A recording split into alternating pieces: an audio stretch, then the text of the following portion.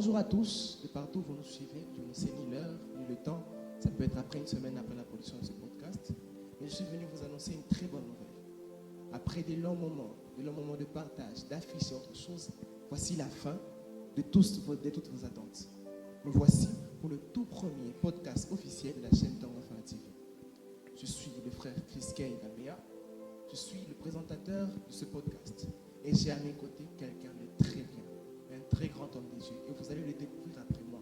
Je salue, bonjour homme de Dieu. Bonjour. Je vous espère bien portant. Par la grâce de Dieu, oui. Ah, cette journée s'est bien passée, je suppose. Très bien, par la Aucun grâce de Dieu. pépin. Bon, quelques difficultés, mais nous tenons par la grâce de Dieu. Ah, d'accord. Le trajet vers ici n'a pas été long, j'espère. Non. Nous avons été bien conduits jusqu'ici. Le président lui-même était avec nous. Tout s'est bien passé. C'est moi quand c'est lui, c'est fier et puis. Oui. Je suis content. Aujourd'hui, nous allons partager sur un sujet très bien. Et j'aimerais que vous et les téléspectateurs vous le découvriez. Nous allons parler sur est-ce que l'on peut perdre le salut. Je crois que ce terme vous agrée déjà de base. Oui. Exactement. Donc, on ne peut pas parler d'une chose sans la connaître de base. Alors, j'aimerais vous poser une question. Selon votre conception de la chose, c'est quoi le salut? Selon ma conception de la chose, si je devrais parler du salut, permettez que je parle un peu en deux temps, que je puisse répondre à la question en deux temps. Nous sommes tous enfants de Dieu, pour ceux qui sont en train de me suivre. Donc, la Bible est le fondement de tout le monde, qui nous réunit tous sur les mêmes bases. En soi, je répondrai selon ça. Pour commencer d'abord avec la première phase. D'entrée de jeu, j'aimerais dire, le mot salut revient 150 à 200 fois dans la Bible, selon la version Louis Ségan et Tob. 150 fois et 200 fois. Et la première fois que le mot salut est prononcé dans la Bible, c'est dans Genèse 48, le verset 18. C'est Jacob qui dit « J'espère en ton salut, ô Éternel ». Dans le Nouveau Testament, la première mention du salut se trouve dans Luc, le chapitre 1, les versets 69, dans le cantique de Zacharie. Et il dit ceci, « Et il nous a suscité un puissant sauveur ». D'entrée de jeu, si je dois parler de la définition du salut ou pour parler d'une compréhension qui est biblique, les gens nous voient que dans tout ça, c'est que le mot salut veut dire, en bref, on veut parler du sauveur. Quand on voit le mot salut, on sous-entend quelque part qu'il y a eu libération de quelque chose, de quelqu'un, d'un endroit, d'une situation donnée. Et déjà, même dans la compréhension, je peux dire dans la définition du mot en elle-même, sans d'abord aller dans la Bible, quand on voit le salut, on voit quelqu'un qui est délivré de. Par exemple, quelqu'un peut être libéré d'une mauvaise compréhension de la gestion financière. Quand, par exemple, la personne lit un livre, pour ceux qui lisent déjà, quand vous lisez un livre, par exemple, sur la bonne gestion financière, par exemple, le livre de Ricardo Kanyama, pour ceux qui ont lu La chèvre de ma mère, vous êtes sauvé d'une mauvaise conception à une bonne conception. Ce shift entre la mauvaise compréhension vers la bonne compréhension est défini aussi comme étant un salut qu'on reçoit. Je peux le définir comme ça. Wow. C'est très instructif. En d'autres termes, le salut, c'est être sauvé de quelque chose et par quelqu'un. Oui. Tout en l'acceptant. D'accord. Je suis content de le savoir. Alors, j'ai une question qui me vient assez pertinente. Comment était votre vie avant le salut? Et quelles ont été les circonstances par lesquelles vous avez eu à recevoir le salut? Ma vie avant le salut? Oui, j'ai besoin d'un témoignage qui pourra peut-être édifier quelqu'un qui nous suit en ce moment. C'est une histoire. On écoute quand même. Oui, c'est une histoire. Mon père est pasteur. Ouais. Ma mère aussi. Depuis tout petit, chez nous, quand je me rappelle encore même à l'école primaire, vers 17 ans, parce que ma mère est infirmière. Je la salue de là qu'elle est. On salue aussi la maman. Oui. Elle nous lisait, elle nous comptait chez nous les contes qu'elle faisait. En Swahili, on dit Maharishi. Nous sommes à Lubumbashi, on dit Maharishi, bien qu'on peut être suivi partout. mais je connais qu'on appelle les contes. Et chez nous, c'était la Bible. Ma mère nous réunissait vers 17h dans sa chambre et elle nous contait les histoires bibliques. En fait, j'ai grandi dans cette atmosphère en connaissant la parole de l'Éternel comme étant un texte, mais pas comme une vie. Et d'entrée de jeu, j'aimerais dire ceci. La deuxième définition que je peux accorder au salut, c'est une rencontre profonde avec le Créateur par le biais de Jésus-Christ, qui est le Fils. Et connaissant le Seigneur par le biais de texte et aussi en allant à l'école, même sur la ligne de temps, on connaît qu'il y a avant et après Jésus-Christ. Seulement dans les cours d'histoire, oui, on les connaît tous déjà. Déjà pour ceux qui... On connaît qu'avant et après Jésus-Christ et tout, la naissance de Jésus, l'an 0 et tout ça. Et j'étais dans cette conception de choses. Et tout étant aussi dans le monde, si je peux le dire ainsi, j'ai eu des mauvaises fréquentations. Quand je parle de mauvaises fréquentations, c'est en se référant à ce que la Bible parle dans les psaumes. Le chapitre 1, on dit de ne pas suivre la voie du pécheur et ainsi rester en compagnie de mon cœur. Même si je dois souligner ici toutefois que tout le monde qui est dans les mondes peut être pécheur, mais il n'est pas toujours nocif. Voilà. C'est bien de préciser ça. Il n'est pas toujours nocif. Les païens est mauvais pour nous parce qu'il nous empêche de rencontrer les seigneurs, mais tout païen aussi n'est pas toujours mauvais. Bon, je ne cherche pas à faire un débat. Je ne cherche pas à faire un débat. C'est quelque chose que personnellement que j'ai vécu. Et amateur de foot, j'aimais beaucoup le foot. J'ai fait la boxe. Donc j'ai grandi aussi dans la cité. Traîné dans la pornographie. Traîné dans la masturbation. Et je connais c'est quoi la difficulté, la honte de vivre dans ces choses. Même quand on ne connaît pas Dieu, je connais c'est quoi le lutte d'être dans ces choses-là. Et je me rappelle encore, c'est en 5e année secondaire que pour la toute première fois, j'ai été élève à l'Institut Technique Salama. J'ai salué aussi les ADB, voilà, les anciens de Don Bosco. On est honorable pour eux déjà. Oui, j'ai été ancien là-bas et j'ai connu, comment je peux dire, ce monde-là, les amis, l'alcool et tout ça. Mais je me rappelle, pour cette année-là, j'ai senti que ma vie me fatiguait. Ma vie me fatiguait. Je marchais avec un poids que je n'arrivais pas à comprendre. Et j'en parle, je sens même mon cœur qui est touché. Parce que c'est quelque chose pour moi qui était très, très... Il n'y a pas quelque chose qui m'a touché autant dans ma vie comme les salles. Et je suis encore en train de marcher. Je rencontre l'homme de Dieu, Eliazar, le berger du secteur Makomène. Okay. Ouais, le berger plutôt de notre secteur de la Ouachi. Je le croise à l'époque, on était simplement amis.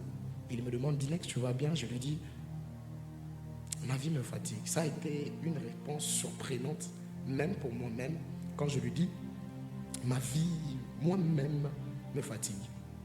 Et sûrement, lui, me connaissant, que s'il commençait à me prêcher, j'allais peut-être l'injurier parce que c'était déjà devenu très, très facile de le faire à cette époque-là.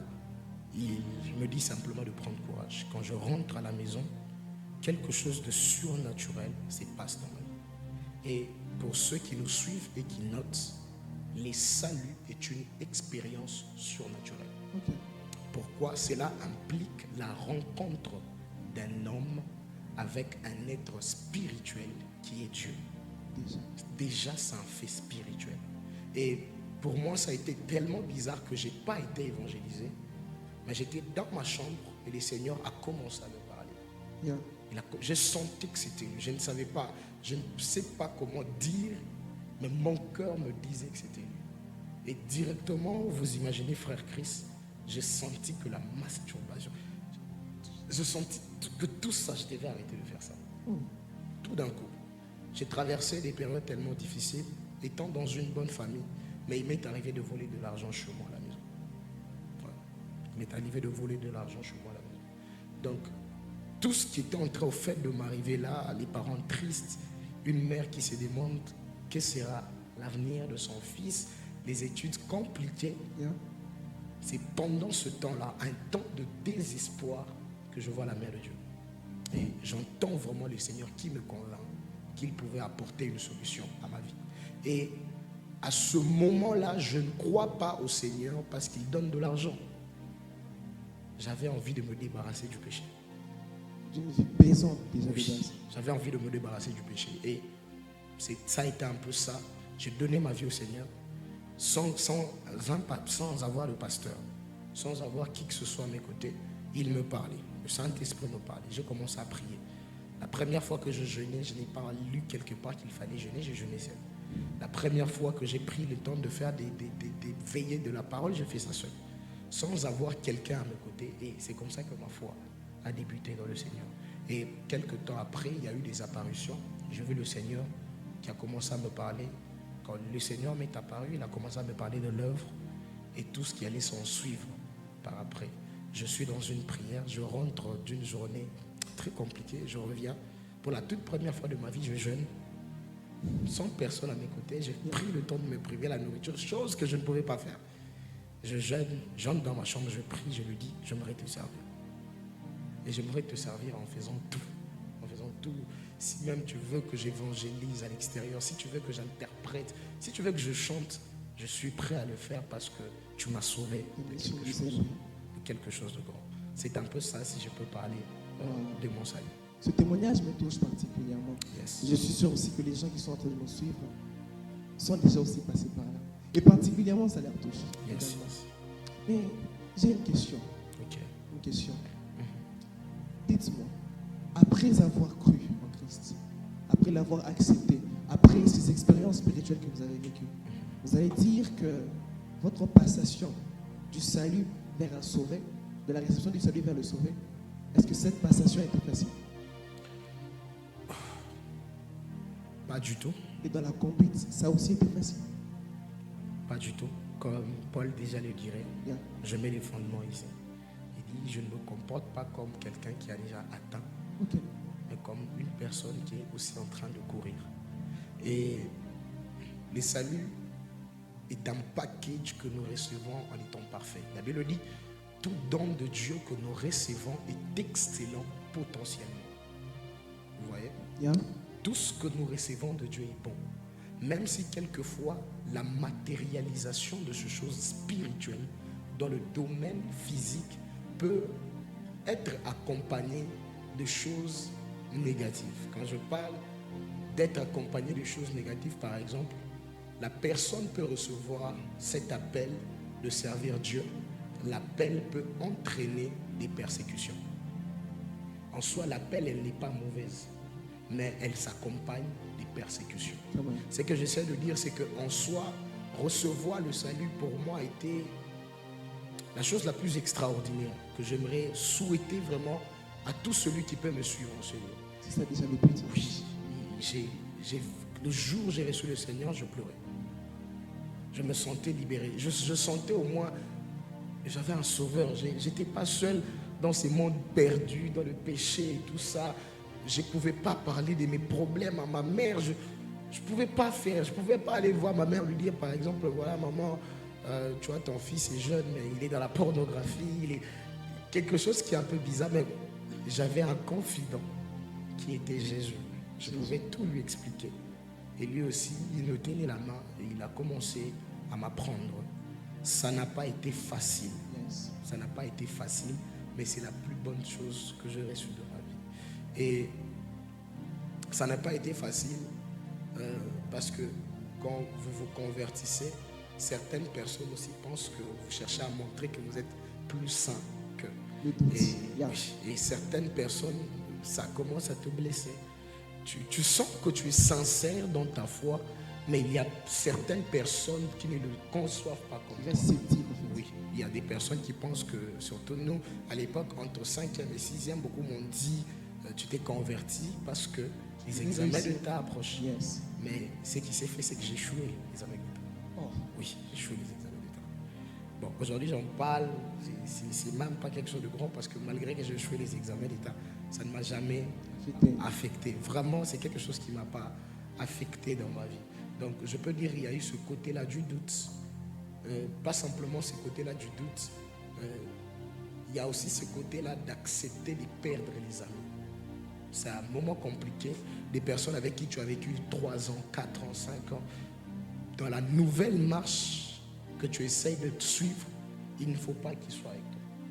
Et vous imaginez combien c'est difficile de perdre les brossures, les gassures. Tu te retrouves seul sur ton chemin et je vous assure que je m'étais retrouvé seul sur mon chemin. Et comment je peux dire, c'est malgré tout cela, les seigneurs apportent les bonnes choses. Donc, dans quel sens? Le parcours en vaut la peine. Oui. Dans le sens où vous imaginez que j'ai perdu des bons amis, mais dans le secret, j'ai gagné beaucoup d'expériences spirituelles. Grâce à un ami. Grâce à un ami qui est le Seigneur Jésus-Christ. J'ai perdu beaucoup. Comme je vous ai dit, je joue au foot. Pendant ce temps-là, je n'arrivais plus à être avec eux. Pourquoi déjà? Étant, vous savez, quand vous êtes dans l'entourage de beaucoup de garçons et tout ça, vous jouez au foot, il y a des insultes par-ci, par-là. Et avec la nouvelle nature que j'avais, je ne supportais plus les insultes. Et j'avais peur de me retrouver dans, comment je peux dire, dans cet environnement-là et commencer à faire ce qu'ils étaient en train de faire. Et pour me retirer, qu'est-ce que c'est pesant pour moi, j'ai envie d'aller jouer au foot. Mais tu sens que tu ne dois pas jouer. Au lieu de jouer au foot, ça devait te prendre 2 heures. Au contraire, tu lis la Bible pendant 2 heures. Tu pries pendant 2 heures. Et je vous assure, difficile pour l'homme que je suis, mais bénédiction pour l'esprit que je suis. Difficile pour l'homme que je suis, bénédiction pour l'esprit que je suis. Et ça fait en sorte que j'ai gagné en maturité, en expérience et tout ça. Et surtout pour les gens qui, Dieu veut qu'ils servent vite. Les process est rapide. Donc, tu perds ton enfance très rapidement. Tu dois gagner en maturité parce que l'Éternel t'attend quelque part. C'est un peu ce que je peux dire. Ça n'a pas été du tout facile. Et il y a aussi ce côté-là, je ne sais pas si on aura le temps d'en parler, ce côté-là de tu es sauvé du péché, mais tu te rends compte qu'il y a cette nature du péché qui te réclame. Exactement. Il y a des tristesses, il y a la culpabilité. Il fallait vaincre la culpabilité. Il fallait savoir comment vaincre la chair. Il fallait comment savoir les combats personnels sur sa propre vie. Il y a tout ça qui venait. Il y a un moment, je me rappelle encore, converti. J'ai arrêté.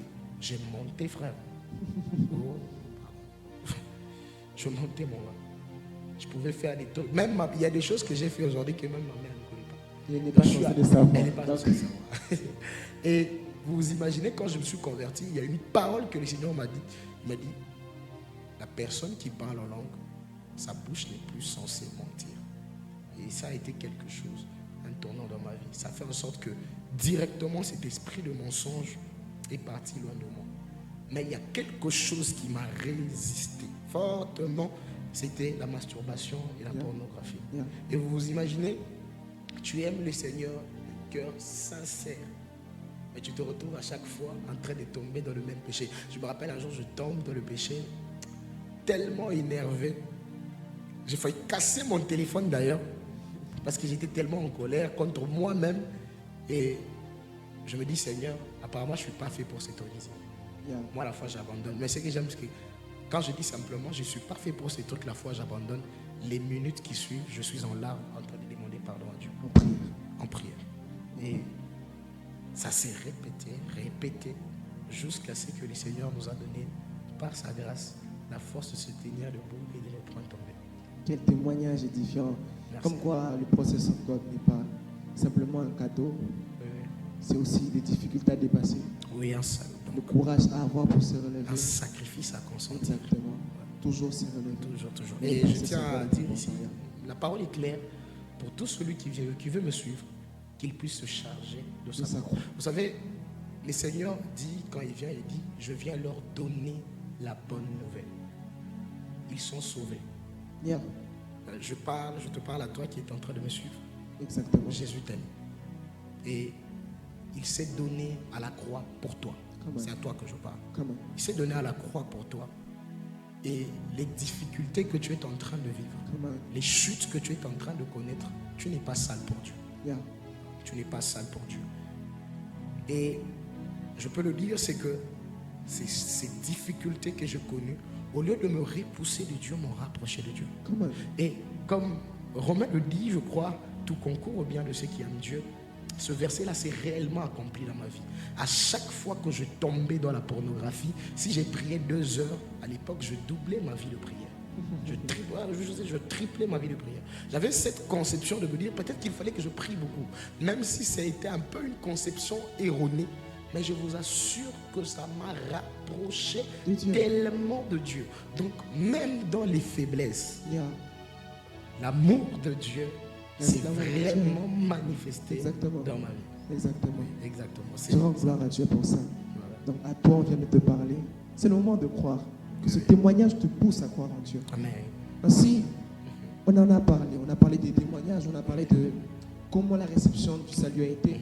On a parlé de tout ça. Maintenant, dites-moi, après ce vécu, après ces défis, après ce processus qui déjà ne s'est pas encore arrêté, parce que Dieu réserve toujours autre chose. Yes. Donc dites-moi, est-ce qu'on peut perdre le salut? Une question très pertinente. Après ces défis, ces difficultés, cette fois où je tombe, je me relève, j'ai envie d'abandonner, est-ce que je peux perdre le salut à cause de ça? C'est une question pertinente. Je sens l'onction. Je sens véritablement l'onction. Comment? Je sens vraiment l'onction. C'est pas pour faire genre. Mais on le dit, quand les hommes de Dieu disent ça, ils font genre. Je sens vraiment la grâce de Dieu au milieu de nous. Et avant de répondre à cette question, c'est que je pense que ce podcast est en train de s'adresser à une particularité de femmes qui sentent que la vie de prostitution te fatigue. Je sens cela dans mon esprit. Tu sens que la vie de prostitution te fatigue. Il y a des jeunes sœurs fatiguées par une vie d'impureté, par une vie d'immoralité sexuelle. Je parle, mais je sens la grâce de Dieu. L'amour de Dieu visiter beaucoup de gens. Je sens cela. Je sens la grâce de Dieu visiter beaucoup de personnes pendant que nous sommes en train de parler. Thank you, Jesus. Seigneur, nous te bénissons pour cette femme que tu sauves maintenant. Pour cette femme qui sent qu'il en a assez. Pour cette femme que tu parles la nuit. Tu parles dans le songe, tu reviens, mais elle se dit qu'elle n'a pas la force d'arrêter.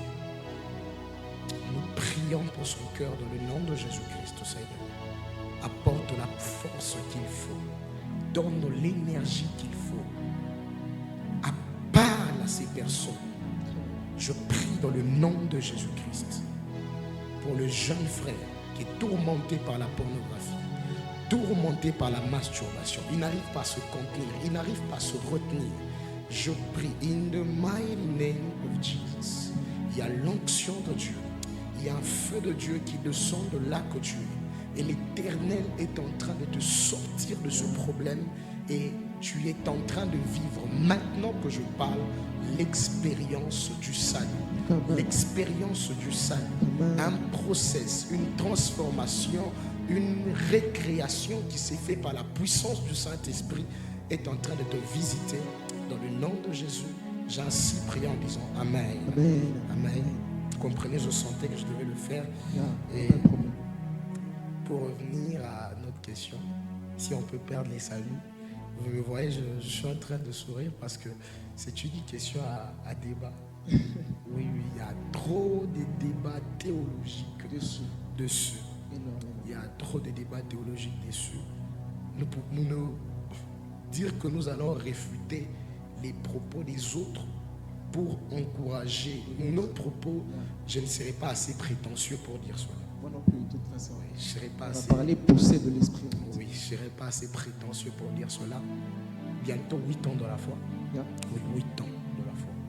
Je pense que Jésus a pris les disciples. Déjà dans 3 ans, il les a envoyés.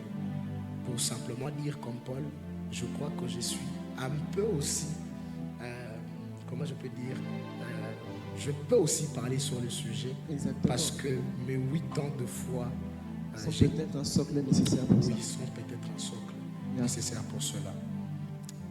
Les saluts, quelque chose, comment je peux dire, une vie que nous recevons par, comment je peux dire, par un grand prix. Exactement. Parce que Dieu lui-même est allé à la croix. Voilà un peu. Et le Seigneur nous a aimés. Mais est-ce que cette chose qui est tellement cruciale, cette chose qui est tellement précieuse, est-ce qu'on peut perdre cela? Est-ce qu'il y a-t-il une garantie qui nous dit que si j'ai reçu les saluts, ou je peux dire si j'ai reçu la foi, je ne peux pas la perdre? Je dirais que non. Il est possible de perdre le salut. Et comme je le dis, je ne parlerai pas simplement d'une expérience personnelle, parce que même dans une étude scientifique, prendre l'échantillon assez minoritaire ne donne pas vraiment du poids au travail scientifique. Mais j'aimerais être dans la parole de Dieu pour essayer de mettre l'équilibre entre l'expérience vécue et la révélation de la parole. Et la révélation de la parole. Quand vous prenez 1 Timothée 4:1, 1 Timothée, le chapitre 4, le verset 1, je lis au nom du Seigneur, la version Louis II. Mais l'Esprit dit expressement. C'est une révélation que Paul est en train de donner. Mais l'Esprit dit expressement que dans le dernier temps, quelques-uns abandonneront la foi pour s'attacher à des esprits séducteurs et à se donner à des doctrines de démons. Quand on parle du salut, on veut parler aussi d'une vie de foi. La Bible dit, le juste vivra par la foi. C'est une définition aussi du salut. Et ici, nous voyons que l'apôtre Paul essaie de vouloir faire comprendre à Timothée un vent qui était en train de tourner dans le chrétien de leur génération ou de leur époque. Un vent qui faisait en sorte que la majorité des personnes étant séduites étaient en train de se détacher à la foi. Le vent qui arrive aussi dans notre génération. Oui, à la foi. Donc, les Seigneurs viennent nous donner. La Bible dit, nous recevons le salut non pas par nos œuvres, mais par la foi. Exactement. Et si ici on dit abandonner la foi, c'est que c'est lui qui abandonne la foi. Si la foi est le billet nécessaire de la réception du salut, mais que nous abandonnons la foi, c'est aussi le bien nécessaire de sa perte. Oui, merci. Donc c'est dans le cas où on décide d'abandonner. C'est un choix personnel. C'est un choix. Ici, c'est aussi un choix personnel partagé. Pourquoi? Oui, il faut aussi comprendre une chose. Le fait d'abandonner la foi, ici on précise bien, quelques-uns abandonnent pour s'attacher à des esprits séducteurs. Donc, une personne peut être séduite et se détacher de la foi tout en pensant qu'elle est dans la vraie foi. Aussi. Ici, Paul parle des doctrines des démons. Voyez un peu. Nous sommes dans une conception de la foi, mais qui n'est plus la foi chrétienne. Voilà un peu. Donc, c'est une responsabilité partagée. Pourquoi?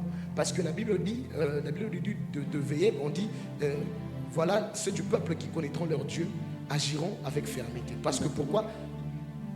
Lorsque le séducteur viendra, il pourra séduire même les élus pour le faire quitter de la foi. Donc pour ma part, je pense qu'il est possible de perdre la foi. On peut perdre la foi par des batailles et des guerres spirituelles aussi intenses qui se révèlent par une vie du monde qui cherche à rentrer, de nous décourager et de nous faire quitter de cela. Mais j'aimerais encore un peu renchérir cela. Quand vous prenez 2 Timothée 4:10, l'apôtre Paul dit, car Démas m'a abandonné par amour pour le siècle présent, et il est parti à Thessalonique. Ici nous voyons aussi que